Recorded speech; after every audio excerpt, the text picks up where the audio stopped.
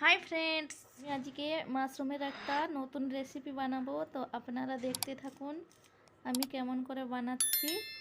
এটা একদম নিউভাবে বানাবো, কিন্তু খেতে খুব টেস্টি লাগবে।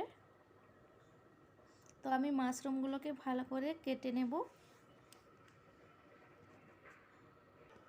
মাশরুমগুলোকে আপনারা এভাবে ছালটা ছাড়িয়ে নিতে পারেন।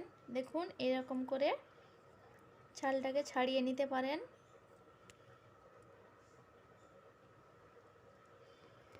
তো আমি এভাবে ছালগুলো ছাড়িয়ে নিচ্ছি।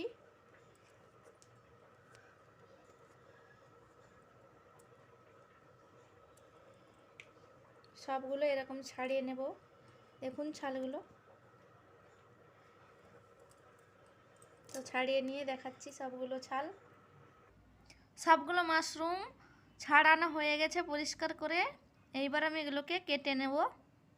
মাশরুমগুলোকে এইভাবে কেটে নেব। দিয়ে দিচ্ছি হলুদ গুঁড়ো, দিয়ে দিচ্ছি 1 চামচ ময়দা,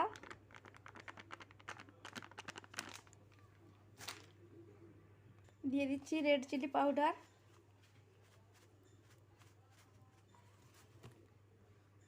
দিয়ে দিচ্ছি জিরে গুঁড়ো, দিয়ে দিচ্ছি কর্নফ্লোর 1 চামচ, হাফ চামচ নুন, ধনে গুঁড়ো হাফ চামচ, হাফ চামচ সর্ষে তেল,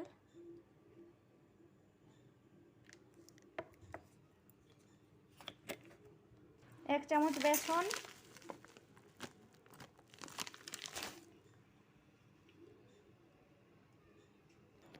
এই সব উপকরণগুলোকে ভালো করে আমি মাখিয়ে নেব। কড়াইতে প্রথমে আমি সর্ষে তেল দিয়ে দিয়েছি। তেলটা গরম হতে হালকা জল দিয়ে ভালো করে মাখিয়ে নেব। ভালোভাবে মাখানো হয়ে গেছে। জলটা অল্পই দিয়েছি, দেখতে পাচ্ছেন মশলাটা গায়ে লেগেই আছে। এইভাবে মাখিয়ে নিতে হবে। তেলটা গরম হয়ে গেছে, এর মধ্যে আমি এগুলোকে ভেজে নেব। প্রথমে একটা দিচ্ছি,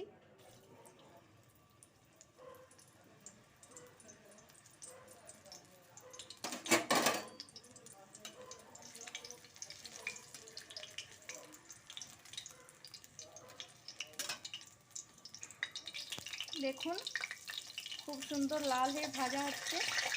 এর মধ্যে এবার আমি ধীরে ধীরে অর্ধেকগুলো দিয়ে দিচ্ছি ভাজা হতে। বেশি দেওয়া যাবে না, তাহলে জড়িয়ে যাবে একে অপরের সাথে।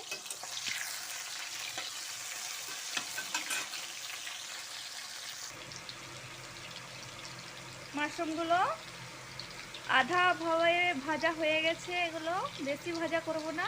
এবার আমি নামিয়ে নিচ্ছি। দেখুন আধ ভাজা হয়ে গেছে।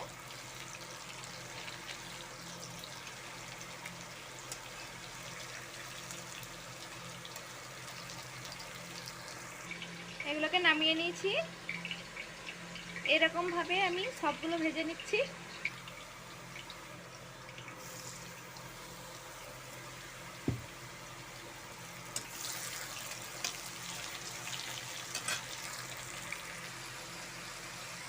যতক্ষণ এগুলো ভাজা হচ্ছে আমি আপনাদেরকে দেখিয়ে দিই এগুলোর সাথে আরও কি কি দিয়ে আমি এই সবজিটা বানাবো। আলু ডুমো ডুমো করে কেটে নিয়েছি, আছে গোটা লঙ্কা একটা, তেজপাতা একটা, আদা রসুন এটা আমি এক্ষুনি বেটে নেব, পেঁয়াজ কুচি, টমেটো কুচি, আর আছে ক্যাপসিকাম। শিল নোড়ার মধ্যে আমি আদা রসুনটা বেটে নিচ্ছি। বাটা হয়ে গেছে, আমি এটা তুলে নিচ্ছি। মাশরুমগুলো নামিয়ে নিয়েছি। তেলের মধ্যে জিরে ফোড়ন দিয়ে দিয়েছি, দিয়ে দেবো গোটা লঙ্কা আর একটা তেজপাতা দিয়ে দিয়েছি। ভালো করে এটাকে নাড়বো, ভেজে নেব। তেলের মধ্যে দিয়ে দেবো পেঁয়াজ কুচি, পেঁয়াজ কুচিটা দিয়ে দিচ্ছি। পেঁয়াজটাকে ভালো করে ভেজে নেব এই তেলের মধ্যে। এই তেলটাই দিয়েছি কারণ মাশরুমটা অনেকটা তেল টেনে নিয়েছে। বেশি তেল খাওয়া শরীরের পক্ষে খুব খারাপ। দিয়ে দিচ্ছি দুটো ছোট এলাচ, দারচিনি আর লবঙ্গ, পেঁয়াজের সাথেই ভেজে নেব। এইবার এর মধ্যে দিয়ে দেব আলুটা। আলুটা আপনারা প্রথমে ভেজে নিতে পারেন, তো আমি এই পেঁয়াজের মধ্যেই আলুটাকে ভাজবো। দিয়ে দিচ্ছি আলু, ভালো করে ভাজবো পেঁয়াজের সাথে। পেঁয়াজের সাথে আলুটা একটু ভাজা হয়ে গেছে, এর মধ্যে দিয়ে দেবো আদা রসুন বাটা। দিয়ে দিয়েছি আদা রসুন বাটা, এতে রসুনের ভাগটা বেশি আছে, আদার ভাগটা কম আছে, তো ভালো করে ভেজে নিচ্ছি। দিয়ে দিচ্ছি টমেটো কুচি আর ক্যাপসিকামটা,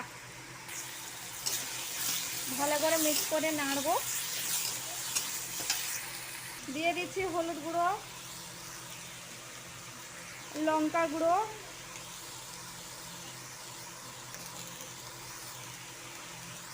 এইবার দিয়ে দেব মাশরুমগুলো দিয়ে দেব। এই মাশরুমগুলো দিয়ে ভালো করে আমি কষবো, ভালো করে কষে নেব হাই হিটে।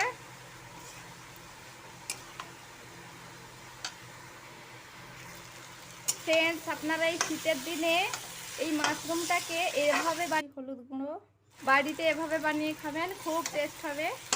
তো দেখুন, সব মশলাগুলোকে আমি আধ কাঁচাভাবে রেখেছিলাম, যেমন আলুটা আর ক্যাপসিকামটা, তো এর সাথে মাশরুমটার সাথে ভালো করে যে কষে নিচ্ছি, তখন এই মশলাগুলো সবগুলোর সাথে মিক্স হয়ে যাবে, একটা ফ্লেভার তৈরি হবে, পুরো মাংসর টেস্টকেও হার মানাবে। দিয়ে দিচ্ছি নুন, তো আমি ম্যারিনেটের সময় নুনটা দিয়েছিলাম, সেই মতো চেক করে আপনারা নুনটা দেবেন। চিনি দেওয়ার দরকার নেই, কারণ মাশরুমটা খুব মিষ্টি লাগে। তারপরে আছে নতুন আলু আছে, ক্যাপসিকাম আছে, এগুলো তো একটু মিষ্টি মিষ্টি লাগে। দেখতে পাচ্ছেন সবজিটা কত সুন্দর।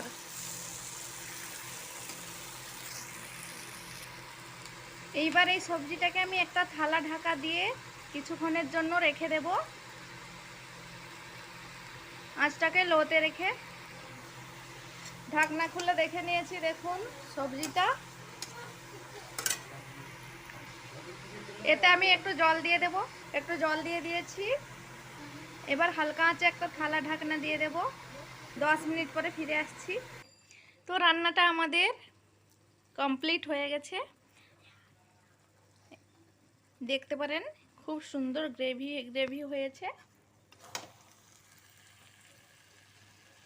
তো প্লিজ আপনারা বাড়িতে বানাবেন আর খেয়ে বলবেন কেমন হয়েছিল, কমেন্টে জানাবেন।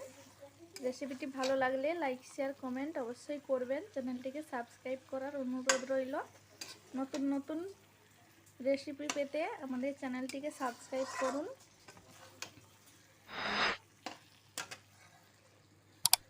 তো এখানে এই পর্যন্ত, আবার ফিরে আসবো নতুন রেসিপিতে।